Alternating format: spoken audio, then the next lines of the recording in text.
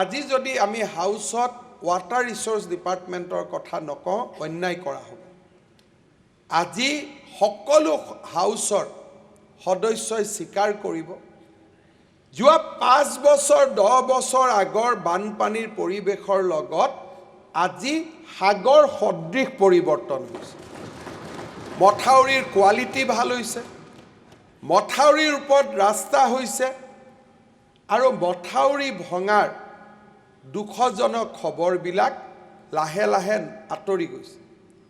এইবাৰ বানপানী হোৱা ৰাজ্যবিলাকত কেন্দ্ৰীয় চৰকাৰে 2000 কোটি টকা দিয়াৰ এটা স্কিম এনাউন্স কৰিলে।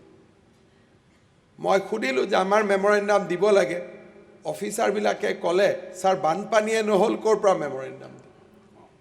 এটলিষ্ট আমাৰ কাৰ্যকালৰ শেষৰ বছৰটোত ভগৱানেও আমাক আশীৰ্বাদ দিলে যে এইবাৰ বানপানী নহ'ব। মই কৰা বুলি কোৱা নাই। জল সম্পদ বিভাগ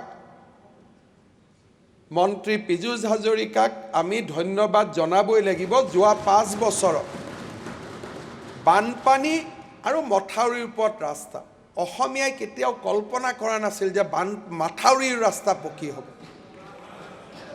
মাথাউৰিৰ ওপৰত ৰাস্তা পকী হ'ব কোনোবাই কল্পনা কৰিছিল। অধ্যক্ষ ডাঙৰী এইটো ধন্যবাদ জনাইছোঁ। একচুৱেলি ৱাটাৰ ৰিচোৰ্চৰ কাম আগতকৈ বহুত ভাল হৈছে। আজি যদি আমি হাউসত ওয়াটাৰ ৰিসোৰ্স ডিপাৰ্টমেন্টৰ কথা নকওঁ অন্যায় কৰা হ'ব। আজি সকলো হাউসৰ সদস্যই স্বীকাৰ কৰিব যোৱা 5 বছৰ 10 বছৰ আগৰ বানপানীৰ পৰিৱেশৰ লগত আজি সাগৰ সদৃশ পৰিৱৰ্তন হৈছে। মথাউৰিৰ কোৱালিটি ভাল হৈছে, মথাউৰিৰ ওপৰত ৰাস্তা হৈছে আৰু মথাউৰি ভঙাৰ দুখজনক খবৰবিলাক লাহে লাহে আঁতৰি গৈছে। এইবাৰ বানপানী হোৱা ৰাজ্যবিলাকত কেন্দ্ৰীয় চৰকাৰে 2000 কোটি টকা দিয়াৰ এটা স্কিম এনাউন্স কৰিলে। মই সুধিলোঁ যে আমাৰ মেমৰেণ্ডাম দিব লাগে। অফিচাৰবিলাকে ক'লে ছাৰ বানপানীয়ে নহ'ল ক'ৰ পৰা মেমৰেণ্ডাম দিব। এটলিষ্ট আমাৰ কাৰ্যকালৰ শেষৰ বছৰটোত ভগৱানেও আমাক আশীৰ্বাদ দিলে যে এইবাৰ বানপানী নহ'ব। মই কৰা বুলি কোৱা নাই। জল সম্পদ বিভাগ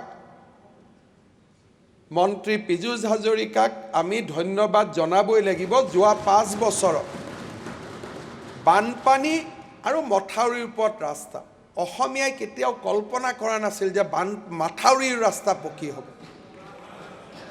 মাথাউৰিৰ ওপৰত ৰাস্তা পকী হ'ব কোনোবাই কল্পনা কৰিছিল। অধ্যক্ষ ডাঙৰী এইটো ধন্যবাদ জনাইছোঁ। একচুৱেলি ৱাটাৰ ৰিচোৰ্চৰ কাম আগতকৈ বহুত ভাল হৈছে।